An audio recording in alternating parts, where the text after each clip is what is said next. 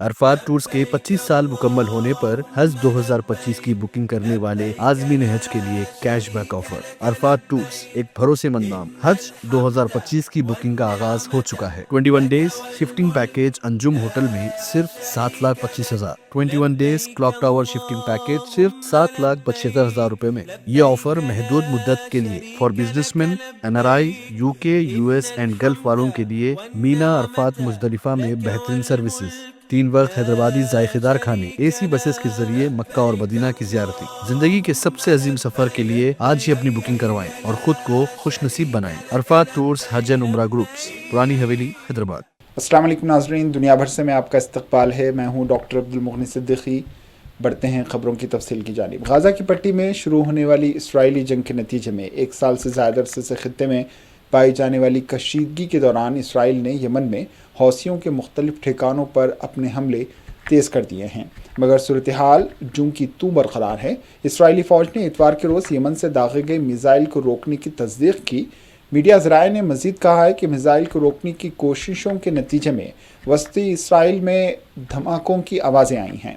इन्होंने कहा है कि मिज़ाइल हमले के बाद तुल अबीब के शुमाल में बिलखुसूस हाजिरा और दारुल हुकूमत के बेशतर इलाकों में ख़तरे के सायरन भी बजाए गए। ये पेशरफ्त हौसी ग्रुप के ऐलान के चंद घंटे बाद सामने आई, जिसमें कहा गया था कि इन्होंने इसराइल पर 2 अलग अलग हमले किए हैं। पहला हमला हाइपरसोनिक बैलिस्टिक मिसाइल से याफा के इलाके के मशरक़ में पावर स्टेशन को निशाना बनाते हुए किया गया। ग्रुप के तर्जमान याहिया सराई ने बताया है कि दूसरी कार्रवाई एक ड्रोन के जरिए हुई, जिसमें याफा में एक फ़ौजी हदफ को निशाना बनाया गया। इसराइली फ़ौज ने इत्तला दी है कि उसने यमन से दागे गए एक ड्रोन को मार गिराया है।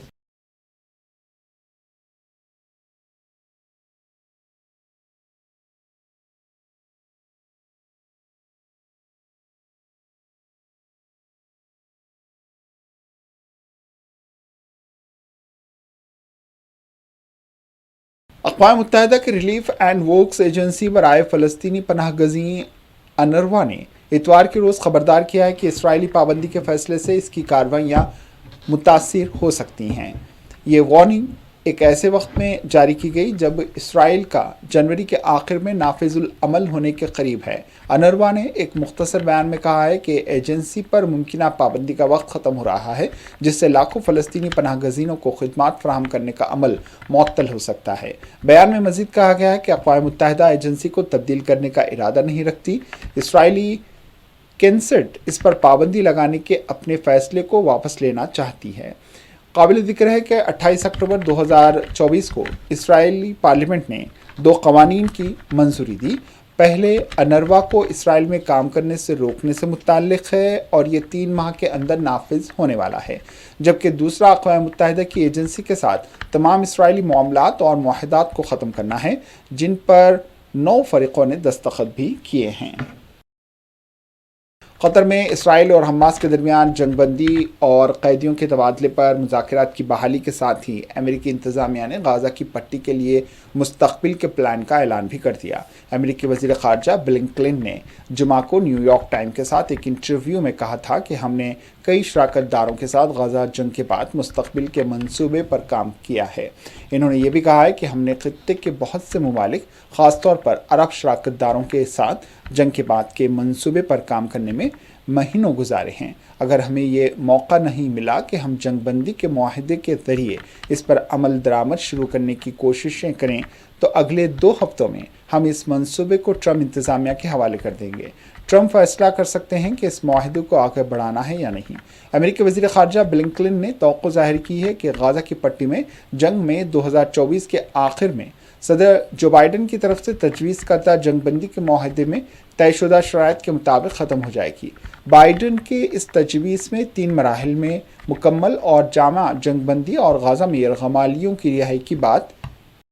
The government of Israel agrees with the imperative of humanitarian assistance and the need to sustain it.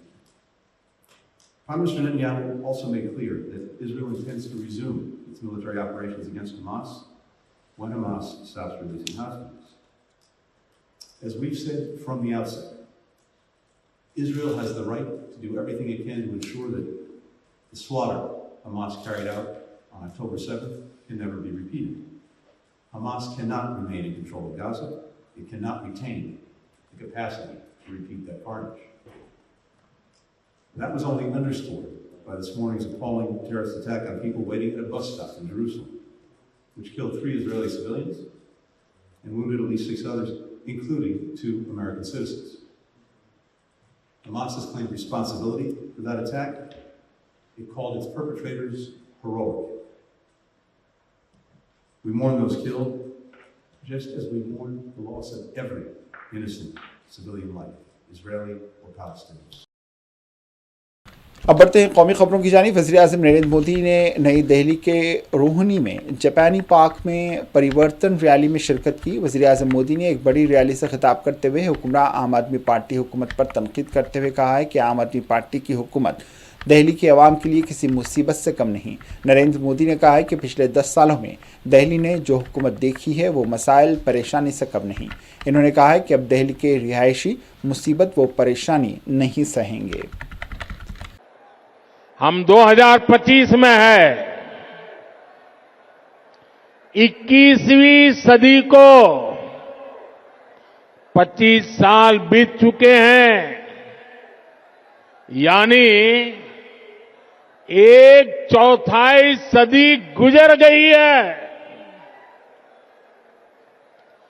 इस दौरान दिल्ली में नौजवानों की शायद 2 या 3 पीढ़ी जवान हो चुकी है। अब आने वाले 25 साल भारत के भविष्य के लिए, दिल्ली के भविष्य के लिए बहुत ही महत्वपूर्ण है।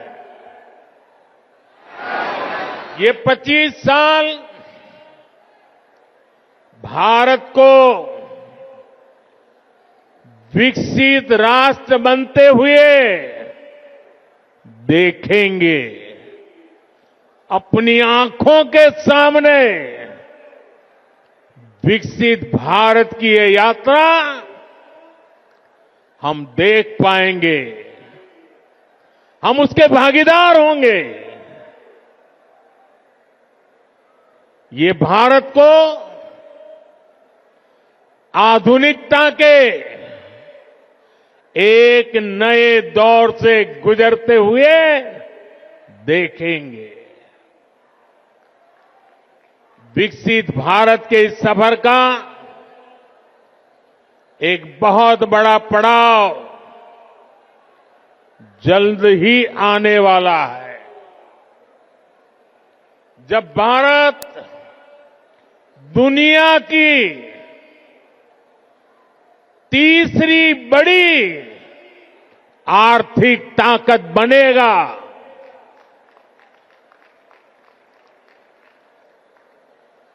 इस गौरवशाली यात्रा में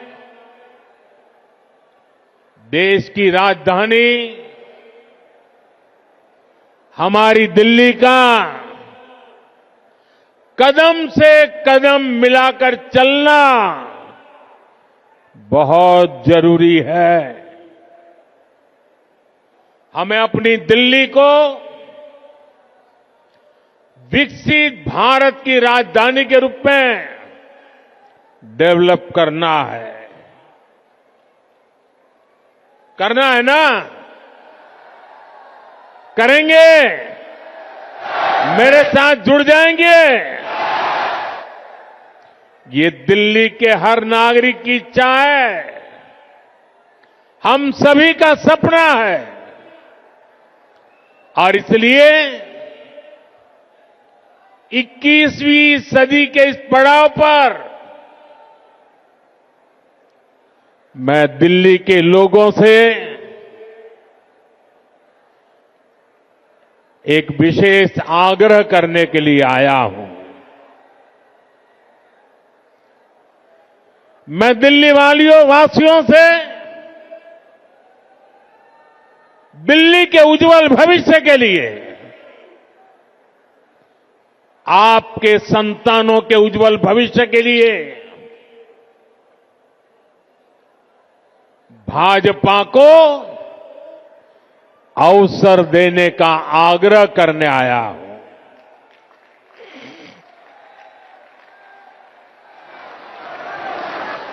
ये भाजपा ही है जो दिल्ली का विकास कर सकती है।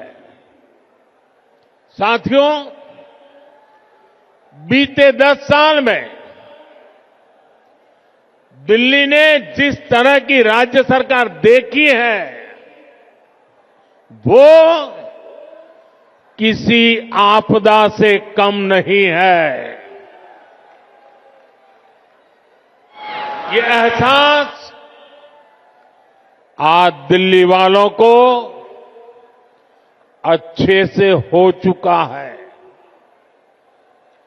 इसलिए अब दिल्ली में है एक ही आवाज गूंज रही है।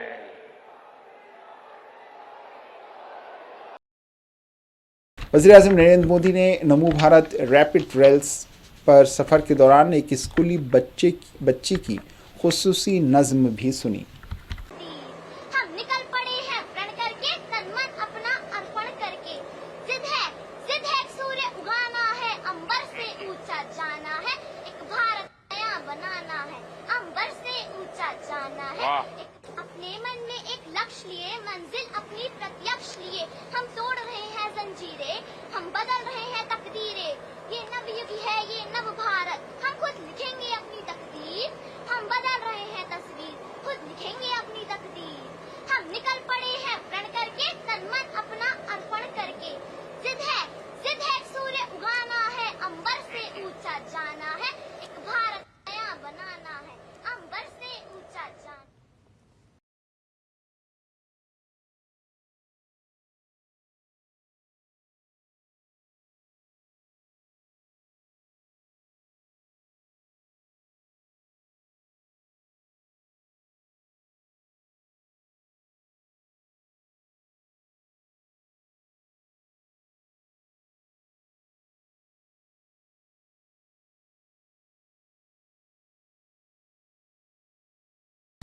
दिल्ली को आज रैपिड रेल का तोहफा मिला, जिस पर दिल्ली के वज़ीर आला आतिशी ने रद्द-ए-अमल जाहिर किया। इन्होंने बताया कि किस तरह दिल्ली की हुकूमत और मरकजी हुकूमत दिल्ली के लोगों के लिए मिलकर काम करती है। मैं सभी दिल्ली वासियों को बधाई देना चाहती हूँ। दिल्ली सरकार और केंद्र सरकार मिलके दिल्ली में ट्रांसपोर्ट सेक्टर को बहुत आगे बढ़ा रहे हैं। आज दिल्ली में मेजेंटा लाइन के एक नई हिस्से का कृष्णा पार्क से लेकर जनकपुरी वेस्ट तक का उद्घाटन हो रहा है। रैपिड रेल जो दिल्ली को पूरे एनसीआर इलाके से रोक रही है, उसके पहले स्ट्रेच का साहिबाबाद से न्यू अशोकनगर तक का उद्घाटन हो रहा है। और मेट्रो की एक नई लाइन जो रिठाला से लेके कुंडली तक जाएगी, उसका भी शिलान्यास हो रहा है। पिछले 10 सालों में दिल्ली में एक बहुत बड़े स्तर पर ट्रांसपोर्ट सेक्टर का एक्सपेंशन हुआ। पिछले 10 सालों में 200 किलोमीटर मेट्रो की लाइन का एक्सपेंशन हुआ, 250 किलोमीटर की उसके अलावा मेट्रो लाइन अभी अंडर कंस्ट्रक्शन है। आरआरटीएस बन रहा है। दिल्ली में 38 नए फ्लाईओवर दिल्ली को high speed transport, high speed road travel दे रहे हैं। दिल्ली आज इलेक्ट्रिक बसेस में वर्ल्ड लीडर बन रहा है। तो आज के मेट्रो लाइन के उद्घाटन के साथ, आज के आरआरटीएस के उद्घाटन के साथ दिल्ली ट्रांसपोर्ट सेक्टर में देश में और दुनिया में एक मॉडल बनने की शुरुआत कर रहा है। दिल्ली सरकार ने भी लगातार दिल्ली मेट्रो को जो भी फाइनेंशियल सपोर्ट दी है वो प्रोवाइड की है। पिछले 10 साल में 7,268 करोड़ रुपए दिल्ली सरकार ने मेट्रो में इन्वेस्ट किए। इस आरआरटीएस के प्रोजेक्ट में 1,260 करोड़ रुपए दिल्ली सरकार ने इन्वेस्ट किए। और दिल्ली सरकार लगातार दिल्ली वालों को एक बेहतर और डेवलप्ड शहर देने के लिए काम कर रही है। दिल्ली असेंबली इंतखाबात से कबल वज़ीर-ए-आज़म नरेंद्र मोदी की जानिब से कई तरक्याती प्रोजेक्टों का इफ्तिताह किए जाने के बाद आम आदमी पार्टी के रुकन पार्लियामान संजय सिंह ने बीजेपी को तनकीद का निशाना बनाते हुए कहा है कि इससे उन्हें कोई फ़ायदा नहीं होगा। इन्होंने कहा है कि दिल्ली मेट्रो प्रोजेक्टों में दिल्ली की हुकूमत की 50% हिस्सेदारी है, इसलिए सारा क्रेडिट अकेले मरकज़ को नहीं जा सकता।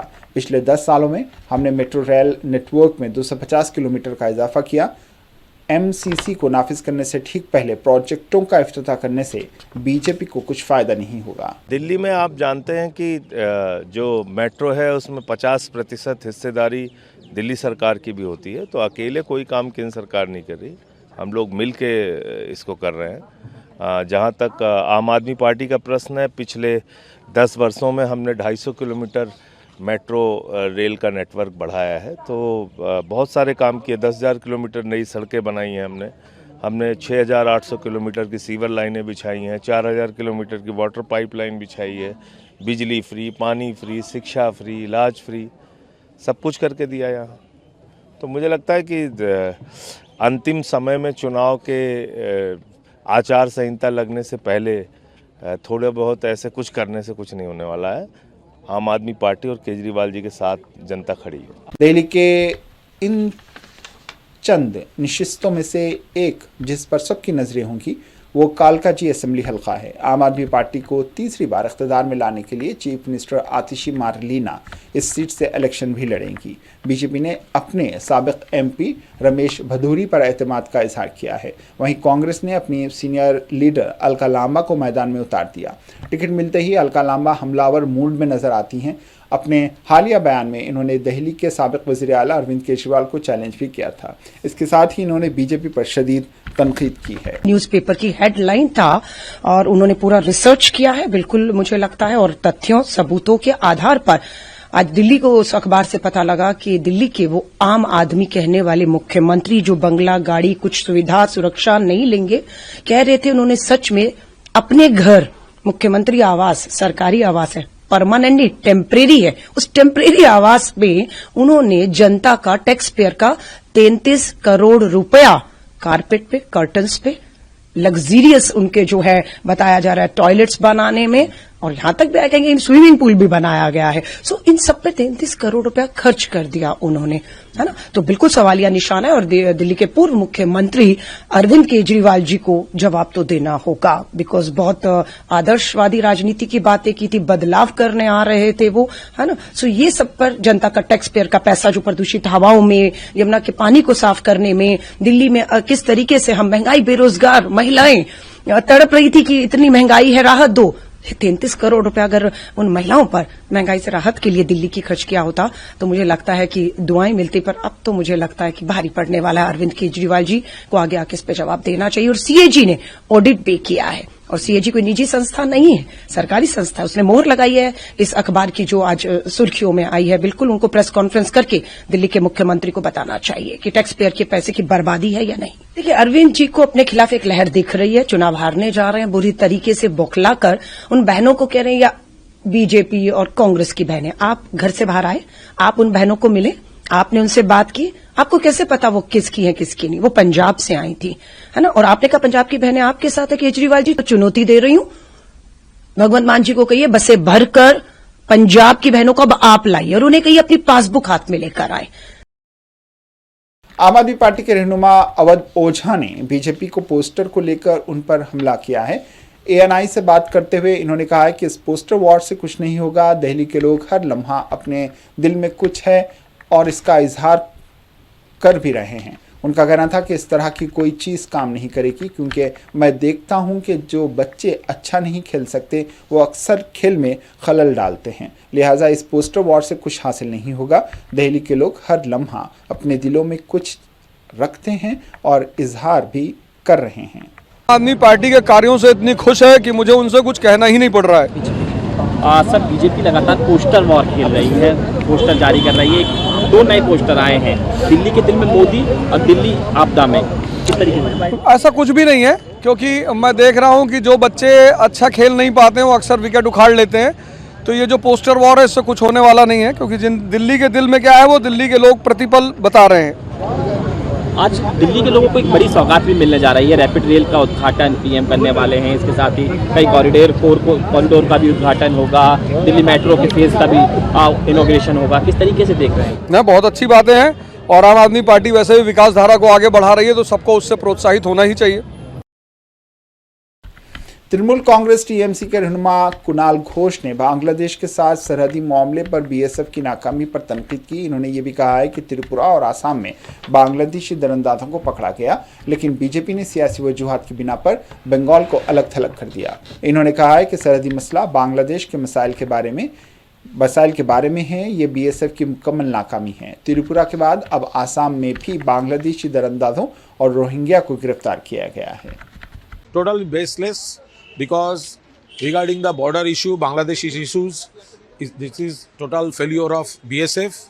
You see, in Tripura, in Assam, from there also, now the Bangladeshis, Ghuspetio, the Rohingyas, they have been arrested. So that is not Bengal. That is the double engine government ruled by BJP in Tripura, in Assam. So don't isolate Bengal for political statements. Sir, another one is that BJP minister Sukanta Majumdar, he said on TMC councillor shootout case that Mamata Banerjee needs to criticize herself. You see, this is a case. This is a bad incident. These kind of incidents took place in CPM regime regularly. We can see all those type of incidents in BJP ruled states. But here, some stray incidents, but the bad incidents. We are worried about it. And Honorable CM Madam, she gave strong instruction to police, and now police is looking after it. The main thing, the question, every shootout case is arising that in a correction is Bihar jail. And the main thing is that someone... You see, there is a problem because in West Bengal, the eastern border is Bangladesh border, and that is under jurisdiction of BSF, central government. And in the western part, there is Bihar, our Indian state, but ruled by BJP and his friends, their friends. So from that region, some criminals are operating, targeting Bengal. This is a problem. बवंडर बाबा 1 lakh kilometre का सफ़र तय करने के बाद महाकुंभ की सरजमीन पर पहुंच गए और दूसरी तरफ स्प्लेंडर बाबा 14 दिन का सफ़र तय करने के बाद गुजरात से प्रयागराज पहुंचे। ये महाकुंभ की खूबसूरती आप देख रहे हैं। मुल्क के कोने कोने से बड़ी तादाद में संत और साधु प्रयागराज महाकुंभ की सरजमीन पर पहुंच रहे हैं। दोनों टांगों से मासूर होने वाले शान बाबा कुंभ में शामिल होने के लिए गुजरात से यहाँ पर आए हैं। जो हिंदू देवी देवता के फोटो प्रतिमा का अपमान स्वयं हिंदुओं द्वारा क्यों? हिंदू देवी देवता के फोटो प्रतिमा का अपमान स्वयं हिंदुओं द्वारा क्यों? शादी की पत्रिका पे, कपूर पे, अगरबत्ती पे, फटाकों पे तो आपने भगवान के फोटो देखे, उपयोग के बाद वो गंदगी में जाते। हम धार्मिक क्षेत्र कुंभ क्षेत्र में आए हैं, हमें यहाँ एक बीड़ी मिली है जिसपे शिव जी का फोटो है, पार्वती जी का फोटो है। अब ये हमारे आराध्य, हम इनकी पूजा करते हैं और मादक पदार्थ की श्रेणी में ये बीड़ी आती है। बीड़ी पीने वाला उपयोग करके इसको डस्टबिन में फेंकता है। तो यही हाल पूरे देश में है। यही एक अलग जगह रहे, जनमानस तक, सरकार तक अपनी बात रख रहे, न्यायालय तक अपनी बात रख रहे। कुंभ में आए हैं जो हमारे जितने भी धर्म के धर्माचार्य है, मठाधीश है, महंत थे, इन सब तक अपनी बात रखेंगे और आपके माध्यम से हिंदू जनमानस से एक अनुरोध करते हैं कि जड़ रहेगी तो पेड़ रहेगा, धर्म रहेगा तो देश रहेगा, तो घर परिवार और हमारा जीवन रहेगा। आज के इस दौर में जब बाबाओं को हमेशा एक प्राचीन युग का देखा जाता है, आप उस जमाने में बुलेट मेरे माता पिता ने मुझे मेरी जिद के आगे आशीर्वाद दिया, फूलमाला पहनाई और मैं मेरे घर से यात्रा पे निकला हूँ विगत 3.5 साल से। 21 फरवरी 2021 से इंदौर से यात्रा पे, संकल्प पे, दाढ़ी बाल नहीं कटाए, जूते चप्पल नहीं पहने, तो मैं बाबा स्वरूप हो गया हूँ, लेकिन मैं एक प्रचारक और एक क्रांतिकारी हूँ। हम पैरों से विकलांग है, पोलियो का असर है हमको। जब 3 साल के थे तब ऐसा हो गया था। हिंदुस्तानी कोस्ट गार्ड ICG ALH ध्रुव 5 जनवरी को मामूल के तरबियती प्रवास के दौरान गुजरात के पोरबंदर में गिरकर तबाह हो गया, जिसके नतीजे में कम से कम 3 अफराद हलाक हो गए। पोरबंदर के भाव सिंह जी सिविल हॉस्पिटल के मनाजिर सामने आए हैं, जहां जख्मियों को मजीद इलाज के लिए ले जाया गया था। इत्तलात के मुताबिक हेलीकॉप्टर में 2 पायलटों समेत 3 एहलकार सवार थे। इस वाक़े में तीनों की जान चली गई। हिंदुस्तानी महकमा मौसमियात IMD ने मुतल्ला किया है कि जम्मू कश्मीर और हिमाचल प्रदेश में दरमियाने से शदीद बर्फबारी का इम्कान है। इन्होंने कहा है कि अफगानिस्तान और इससे मुल्हक़ा इलाक़ों में सरगर्म मगरबी क़ल्फ़िशार अगले 48 घंटों तक हमारे शुमाल मगरबी खित्ते पर असरअंदाज हो रहा है। जम्मू कश्मीर और हिमाचल प्रदेश में दरमियानी से शदीद बर्फबारी का इम्कान है। पंजाब और हरियाणा जैसे इलाकों में अलग थलग बिखरी हुई बारिश की पेशनगोई की गई है। वादी कश्मीर में मुसलसल सर्दी की लहर जारी है, जिसकी वजह से दर्जा हरारत सिफर से नीचे आ गया, जिसकी वजह से शहरियों और सयाहों दोनों को शदीद मुश्किलात का सामना है। झीलों और नदियों समेत आबी ज़खायर जम गए हैं, जबकि सुबह की शदीद धुंध ने सड़कों पर नज़र आना इंतहाई मुश्किल बना दिया है। ठंडे दर्जा हरारत ने इलाके में सर्द माहौल पैदा कर दिया है और रिहायशी गर्म रहने के लिए कपड़ों की भारी तहों में बंधे नज़र आते हैं। सुबह की धुंध ने इस जद्दोजहद में मज़ीद इजाफा किया है, जिससे मुसाफिरों के लिए हद निगाह मुतासिर हुई है, जो धुंध से गुजरने के लिए हेडलाइट्स का इस्तेमाल करने पर भी मजबूर हैं। बहुत से लोगों के लिए सर्दी की लहर ने अपने रोज़मर्रा की मामूलात ज़िंदगी को अंजाम देना मुश्किल बना दिया है, ख़ास तौर पर वो लोग जो सुबह सवेरे सफ़र के लिए निकलते हैं या बाहर काम से जाते हैं। इसी के साथ दुनिया भर से इख्तिताम को पहुंची। दीजिए इजाज़त, अल्लाह हाफ़िज़। अरफात टूर्स के 25 साल मुकम्मल होने पर हज 2025 की बुकिंग करने वाले आज़मीन हज के लिए कैशबैक ऑफर। अरफात टूर्स एक भरोसेमंद नाम। हज 2025 की बुकिंग का आगाज हो चुका है। 21 days shifting package Anjum hotel में सिर्फ 7,25,000। 21 days clock tower shifting package सिर्फ 7,75,000 रुपए में। ये ऑफर महदूद मुद्दत के लिए for businessman, NRI, UK, US and gulf वालों के लिए मीना अरफात मुजदलिफा में बेहतरीन सर्विसेज, 3 वक्त हैदराबादी जायकेदार खाने, AC बसेस के जरिए मक्का और मदीना की ज़ियारती। जिंदगी के सबसे अजीम सफर के लिए आज ही अपनी बुकिंग करवाएं और खुद को खुश नसीब बनाएं। अरफात टूर्स हज एंड उम्रा ग्रुप्स, पुरानी हवेली, हैदराबाद।